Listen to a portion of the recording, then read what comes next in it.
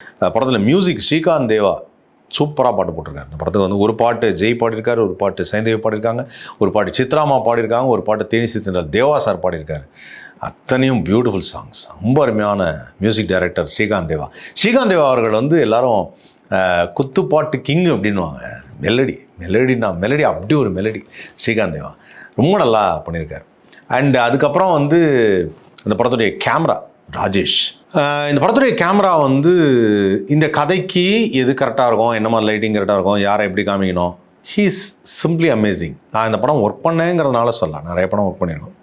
But உண்மையிலேயே நல்லாயிருக்கு. இந்த படத்தை கண்டிப்பாக போய் பாருங்கள். இந்த படத்தை பார்க்கும்போதே உங்களுக்கு தெரியும் கேமரா எப்படி ஒர்க் பண்ணுங்க. ஆனால் எடிட்டிங் சஜின் ரொம்ப நல்லா பண்ணு. என்ன இந்த படத்தில் வந்து ஓவராலாக அந்த ஸ்கேம் பற்றி எடுத்திருந்தாலும் நிறைய டிஃப்ரெண்ட்டான கெட்டப்பு. அந்த கெட்டப் வந்து ஹீரோவும் சரி, ஹீரோ அகல்யாவும் சரி, நானும் சரி, அந்த மாதிரி டிஃப்ரெண்ட்டான கெட்டப் பண்ணும். அதில் நான் வந்து இந்த ஆஃப்ரிக்கன் கண்ட்ரிலேருந்து வந்த மாதிரி ஒரு கெட்டப், லாங் கவுன்லாம் போட்டு ஒரு கெட்டப்பு, அதுக்கப்புறம் ஒரு கஸ்டம்ஸ் ஆஃபீஸராக ஒரு கெட்டப்பு, அப்புறம் ஃபுல்லாக கோட் ஷூட் போட்டு பெரிய பிஸ்னஸ் மேன் மாதிரி ஒரு கெட்டப்பு, அதுக்கப்புறம் வந்து இன்னொன்று வந்து ஒரு துபாய் ஷேக் மாதிரி ஒரு கெட்டப், வயசான ஒரு தாத்தா மாதிரி ஒரு கெட்டப். இந்த மாதிரி டிஃப்ரெண்ட்டான கெட்டப்ஸ் வந்து ஒரு 4-5 பண்ணியிருந்தேன்.